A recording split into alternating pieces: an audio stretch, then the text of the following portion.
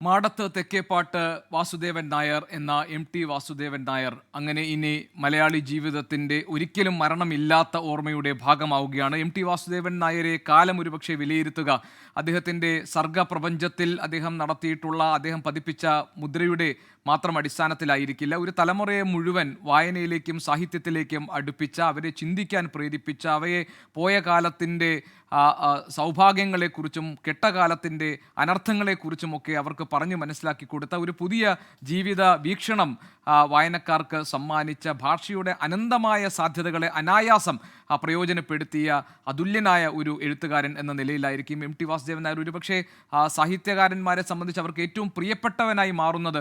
അദ്ദേഹം എഴുത്ത് എന്നത് അഭിമാനത്തോടുകൂടി അന്തസ്സോടുകൂടി ചെയ്യാൻ കഴിയുന്ന ഒരു പ്രവൃത്തിയാണ്, ഒരു തൊഴിലാണ് എന്ന് സാഹിത്യകാരന്മാർക്ക് അവർക്ക് ആത്മവിശ്വാസം നൽകുന്ന തരത്തിൽ ബോധ്യപ്പെടുത്തിയത് ടി വാസുദേവൻ നായരാണ്. അദ്ദേഹം ഒരു എഴുത്തുകാരൻ്റെ അന്തസ്സ് എല്ലാ കാലത്തും ഉയർത്തിപ്പിടിച്ചിരുന്നു. ഒരു സംവിധാനത്തിനും അല്ലെങ്കിൽ ഏതെങ്കിലും ഒരു അധികാര കേന്ദ്രത്തിനും മുന്നിൽ അവാർഡുകൾക്കോ പുരസ്കാരങ്ങൾക്കോ മറ്റേതെങ്കിലും തരത്തിലുള്ള സമ്മാനങ്ങൾക്കോ വേണ്ടി വഴങ്ങിക്കൊടുക്കാതെ, അതിന് മുന്നിൽ തല കുനിച്ചു കൊടുക്കാതെ തല ഉയർത്തിപ്പിടിച്ച് അന്തസ്സായി എഴുത്തിലൂടെ ഉപജീവനം മുന്നോട്ട് കൊണ്ടുപോയ വ്യക്തി എന്ന നിലയിൽ കൂടിയാണ് ടി വാസുദേവൻ നായർ സാഹിത്യകാരന്മാരെ സംബന്ധിച്ച് വളരെ പ്രിയപ്പെട്ടവനാകുന്നത്. ഒരുപക്ഷെ ഇത്രയധികം താരപരിവേഷം ലഭിച്ച മറ്റൊരു എഴുത്തുകാരൻ മലയാളത്തിൽ ഉണ്ടായിട്ടില്ല. ചങ്ങമ്പുഴയ്ക്ക് ശേഷം ആ താരപരിവേഷത്തിൻ്റെ എല്ലാവിധത്തിലുള്ള ശോഭയും ചുരിഞ്ഞത് ടി വാസുദേവൻ നായരിലായിരുന്നു. ടി എന്ന രണ്ടക്ഷരം ഒരുപക്ഷെ ഏതൊരു സൂപ്പർ സ്റ്റാറിനേക്കാൾ കൂടുതൽ മലയാളി ജീവിതത്തിന്, മലയാളി പൊതുസമൂഹത്തിന് സുപരിചിതമായ ഒരു നാമമായി ടി മാറി. ലോകത്തെമ്പാടും മലയാള ഭാഷയ്ക്ക് സ്വീകാര്യത ഉണ്ടാക്കാൻ, മലയാള ഭാഷയുടെ അന്തസ് ഉയർത്തിപ്പിടിക്കാൻ ടി വാസുദേവൻ നായർക്ക് സാധിച്ചിട്ടുണ്ട്. അദ്ദേഹത്തിൻ്റെ സാഹിത്യ പ്രവർത്തനം എന്ന് പറയുന്നത് കേവലം ഒരു എഴുത്തിൽ ഒതുങ്ങി നിൽക്കുന്നതായിരിക്കില്ല. തുഞ്ചൻ സ്മാരകത്തിൽ അദ്ദേഹം നടത്തിയിട്ടുള്ള പ്രവർത്തനങ്ങൾ, എഴുത്തുകാരുടെ ഓർമ്മകൾ നിലനിർത്തുന്നതിന് വേണ്ടി അദ്ദേഹം നടത്തിയിട്ടുള്ള ഇടപെടലുകൾ, സാഹിത്യകാരന്മാരുടെ അഭിപ്രായ പ്രകടനങ്ങളുടെ അത് എത്രത്തോളം വിലപ്പെട്ടതാണ് എന്ന് മലയാളി പൊതുസമൂഹത്തിന് ബോധ്യപ്പെടുത്തുന്നതിൽ, സാഹിത്യത്തിന് പുറത്ത് അദ്ദേഹം നടത്തിയിട്ടുള്ള സാമൂഹികമായ ഇടപെടൽ, നേരത്തെ എസ് വിജയകുമാർ സൂചിപ്പിച്ചതുപോലെ നോട്ട് നിരോധനം പോലെ ജനങ്ങളുടെ സാമാന്യ ജീവിതത്തെ കാതലായി ബാധിക്കുന്ന വിഷയങ്ങളിൽ ടി വാസുദേവൻ നായർ മൗനം ഭേദിച്ചിട്ടുണ്ട്. അപ്പോൾ അദ്ദേഹത്തിൽ നിന്ന് പുറത്തു വന്നിട്ടുള്ള ശബ്ദം ഉറച്ച നിലപാടുകളായി, മൂർച്ചയേറിയ നിലപാടുകളായി കേരളത്തിൻ്റെ പൊതുസമൂഹത്തിന് മുന്നിൽ അവതരിപ്പിക്കപ്പെട്ടിട്ടുണ്ട്. അവിടെ ടി വാസുദേവൻ നായർ ഒരു രാഷ്ട്രീയവും അദ്ദേഹത്തിൻ്റെ ഒരു താല്പര്യവും അതൊന്നും അദ്ദേഹത്തിന് വിഘാതമായി നിന്നിട്ടില്ല. അങ്ങനെ സ്വന്തം നിലപാടുകൾ തുറന്നു പറയാൻ കാണിക്കുന്ന ആർജവും ധൈര്യവും ടിയുടെ കഥാപാത്രങ്ങൾ അഭ്രപാളിയിൽ പ്രകാശിപ്പിച്ചിട്ടുണ്ട്. അതുകൊണ്ട് തന്നെ ടി വാസുദേവൻ നായരുടെ എഴുത്തും അദ്ദേഹത്തിൻ്റെ ജീവിതവും അദ്ദേഹത്തിൻ്റെ ചിന്തയും നിലപാടുകളും അദ്ദേഹത്തിൻ്റെ കഥാപാത്രങ്ങളിലൂടെ പുറത്തു വന്നിട്ടുള്ള സംഭാഷണങ്ങളും ഒക്കെ തന്നെ ഒരേ സ്വഭാവം പുലർത്തുന്നതാണെന്ന് നമുക്ക് പറയാൻ കഴിയും.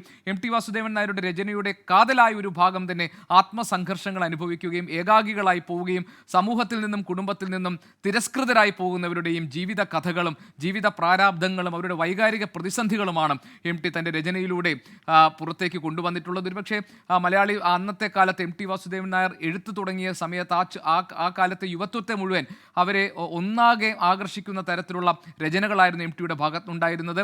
അദ്ദേഹം നായർ തറവാടുകളിൽ ഉണ്ടായ സംഭവവികാസങ്ങൾ, മരുമക്കത്തായം പോലെയുള്ള സാമൂഹിക വ്യവസ്ഥിതി, അതുപോലെ കുടുംബത്തിനകത്ത് നടക്കുന്ന പ്രശ്നങ്ങൾ, ദാരിദ്ര്യം പോലെ നേരത്തെ വിജയകുമാർ സൂചിപ്പിച്ച കർക്കിടകം പോലെയുള്ള കഥയിലെ പ്രധാന പ്രമേയമായി ദാരിദ്ര്യവും കർക്കിടകാലത്തെ കഷ്ടപ്പാടുമൊക്കെ ടി വിവരിക്കുമ്പോൾ അതിൽ നിസ്സഹായതയോടുകൂടി നിൽക്കുന്ന നിഷ്കളങ്ക ബാല്യത്തെ ടി അവതരിപ്പിക്കുമ്പോൾ അത് അദ്ദേഹത്തിൻ്റെ സ്വന്തം അനുഭവവും കഥയുമായി മാറുകയാണ്. അതാണ് ടി പറഞ്ഞത്, ഞാനൊരു ആത്മകഥ എഴുതിയിട്ടില്ല, പക്ഷേ എൻ്റെ കൃതികളെല്ലാം കൂടി ചേർത്ത് വെച്ച് വായിച്ചാൽ അതിൻ്റെ സാരാംശം എടുത്തു കഴിഞ്ഞാൽ അതിൻ്റെ ആത്മകഥയുടെ ആത്മാവായി നിലകൊള്ളും എന്ന് ടി വാസുദേവൻ നായരെ കൊണ്ട് പറയിപ്പിച്ചത്. അദ്ദേഹം അത്രയും സത്യസന്ധനായ, അത്രയും ആത്മാർത്ഥതയുള്ള, അത്രയും ഒറിജിനലായ ഒരു എഴുത്തുകാരൻ എന്ന നിലയിലാണ്. ഒരുപക്ഷെ മഹാക്ലാസിക്കുകൾ എഴുതിയിട്ടുള്ള ഒരു എഴുത്തുകാരൻ എന്ന നിലയിലായിരിക്കില്ല സാഹിത്യ വിദ്യാർത്ഥികൾ നാളെ ടി വാസുദേവൻ നായരെ വിലയിരുത്താൻ പോകുന്നത്. മറിച്ച് മലയാളി പൊതുസമൂഹത്തിൻ്റെ ജീവിതത്തിൻ്റെ എല്ലാ മേഖലകളിലേക്കും കടന്നു കയറി അവരുടെ മനോവിചാരങ്ങളിലൂടെ സഞ്ചരിച്ച, അവരുടെ സന്ദിഗ്ധ ഘട്ടങ്ങളെ അനായാസം ആവിഷ്കരിച്ച ഒരു അതുല്യനായ എഴുത്തുകാരൻ, മലയാളി ജീവിതത്തോട്, മലയാളി മനസ്സിനോട് ചേർന്ന് നിൽക്കുന്ന എഴുത്തുകാരൻ എന്ന നിലയിലായിരിക്കും ടി വാസുദേവൻ നായർ